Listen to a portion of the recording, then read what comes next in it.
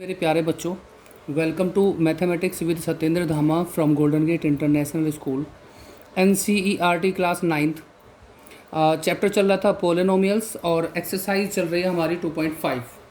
ये exercise finish होने वाली है।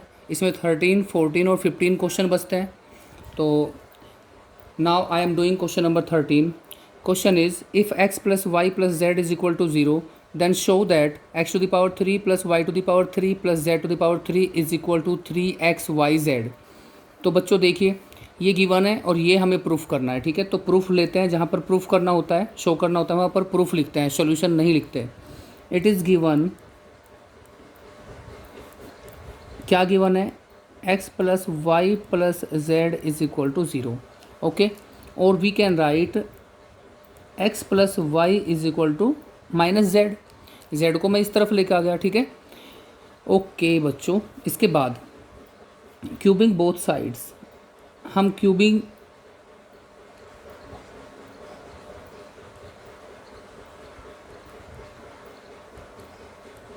We have cubing both side, दोनों तरफ का क्यूब करेंगे। क्यों? क्योंकि यहाँ पर क्यूब है, पावर 3 है तो क्यूब करेंगे। बाई चांस कभी स्क्वायर हमें प्रूव करना होता है तो कभी कभी हम स्क्वायरिंग बोथ साइड करते हैं। यहाँ पर क्यूबिंग करना पड़ेगा। ठीक है, cubing both of sides we have. तो क्यूबिंग का मतलब क्या है? Whole to the power 3 and minus Z whole to the power 3। Okay, तो इसका क्यूबिंग का फॉर्मूला आप एक्सपेंड कीजिए, खोलिए इसको। What is the cube of a plus B? A cube यानी कि X cube plus Y cube plus 3xy और ब्रैकेट में है x plus Y is equal to Z का क्यूब ओपन करेंगे तो minus Z to the power 3। Minus में आएगी क्योंकि ओड नंबर है। अच्छा, इसके बाद x to the power 3 plus y to the power 3 plus 3xy। अब इसको देखिए आप, ये ब्रैकेट में क्या लिखा है? x plus y. तो x प्लस वाई क्या था? इसको एक रिलेशन मान लो, रिलेशन 1 से x प्लस वाई क्या था? Minus z. तो वी कैन राइट इसको माइनस जेड भी लिख सकते हैं and minus Z to the power 3।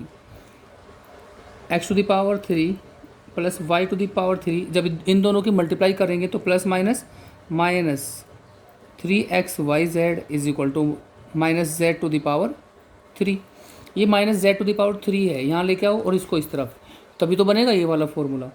X to the power 3 plus y to the power 3 plus z to the power 3 is equal to 3xyz। ये minus 3xyz था, यहाँ जाके plus हो गया, तो हैंस प्रूव्ड हो गया बच्चों। राइट हैंड साइड आ गई यहाँ पर। तो बड़ा अच्छा क्वेश्चन था। इस टाइप के क्वेश्चन RS अग्रवाल में बहुत सारे हैं, हम प्रैक्टिस करेंगे। पहले हम बेसिक कर लें, ठीक है, उसके बाद करेंगे। नाउ नेक्स्ट क्वेश्चन पर चलते हैं। Question number 14। क्वेश्चन नंबर 14 है बच्चों। 14 का मैं सेकंड पार्ट कर रहा हूँ। फर्स्ट पार्ट भी सेम है। Without actually calculating the cubes find the value of each of the following. आपको बिना मल्टीप्लाई किए, ठीक है ना, बिना कैलकुलेट, जैसे हम करते हैं ना 28 की 3 टाइम मल्टीप्लाई, देन माइनस 15 की 3 टाइम मल्टीप्लाई, देन माइनस 13 की 3 टाइम मल्टीप्लाई, और उनको ऐड कर दें तो तब इसकी वैल्यू बता दे। ऐसा नहीं करना है, ठीक है। इसको आपको फॉर्मूले में कन्वर्ट करना है कि बन सकता है फॉर्मूला या नहीं, ठीक है। तो सबसे पहले इसको करने का तरीका क्या होता है, देखें यहाँ पर। लेट, हम सबसे पहले मान लेंगे कि ये वाला जो पहला टर्म है, आप देख रहे हैं किस तरह की स्ट्रक्चर है ये है स्ट्रक्चर x है ये, ठीक है। x to the power 3, y to the power 3 और z टू द पावर 3। तो मैं अभी मान रहा हूँ इसको कि x is equal to 28 and y is equal to minus 15 with sign minus 15 and z is equal to minus 13। तो एक रिलेशन निकाल के देख लेते हैं हम, x plus Y plus z कितना आएगा, इसकी वैल्यू निकालते हैं, ठीक है। तो x के रिप्लेस पर 28 प्लस y प्लस z, तो इसकी वैल्यू देखते हैं। 28 प्लस माइनस माइनस 15 और माइनस 13, तो 28 माइनस 28 ये कट जाएगा 0। तो बच्चों जब x plus Y plus Z is equal to zero कभी भी आ जाता है आपका ये is equal to zero, then we can say या we can right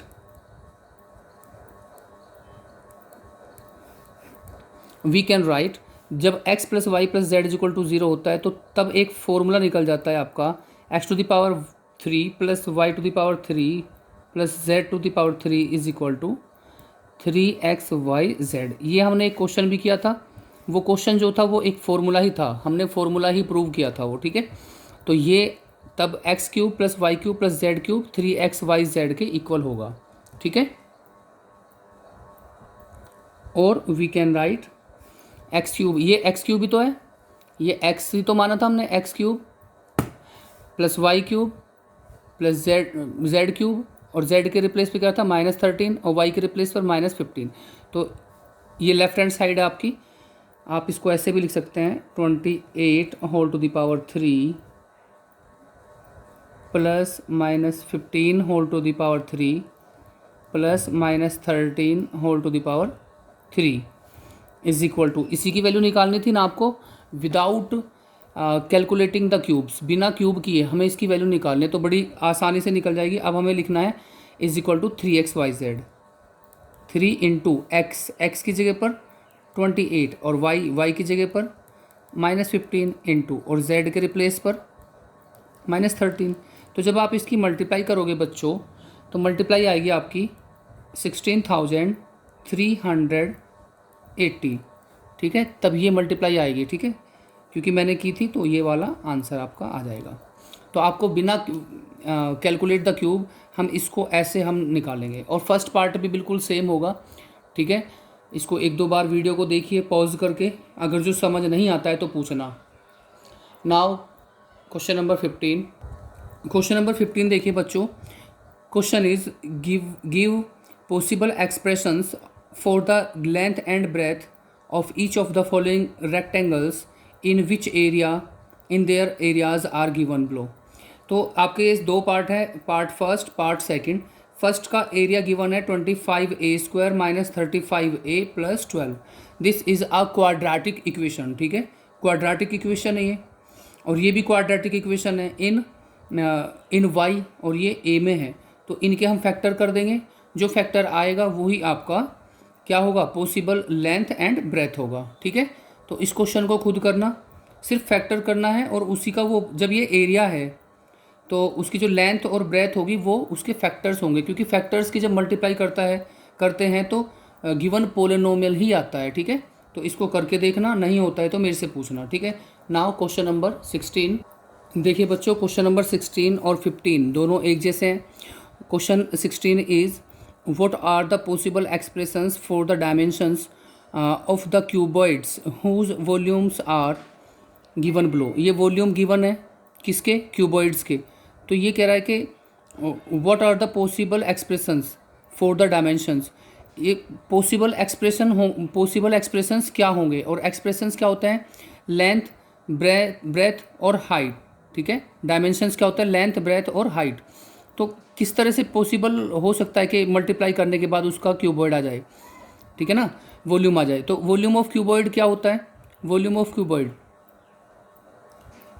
L into b into h होता है, ठीक है, L into b into h. तो ऐसा ही हमें इसके फैक्टर्स निकालने हैं कि 3 फैक्टर्स में ये आ जाए आपका। तो पहले देखिए इसको कैसे करेंगे, सेकंड पार्ट में कर रहा हूँ। सेकंड पार्ट इज गिवन है 12k² plus 8k minus 20k, ठीक है। तो इसको करने के लिए ये क्या दे रखा है, वॉल्यूम, दिस इज वॉल्यूम है, volume of cuboid, volume of cuboid given है।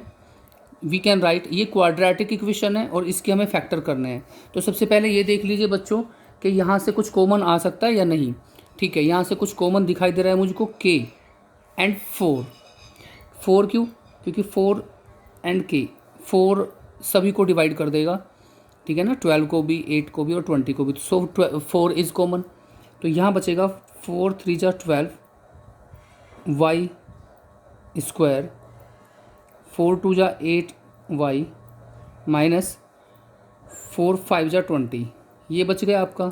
अब 4 के साथ साथ चलेगा और इसको हमें सिंप्लीफाई करना है।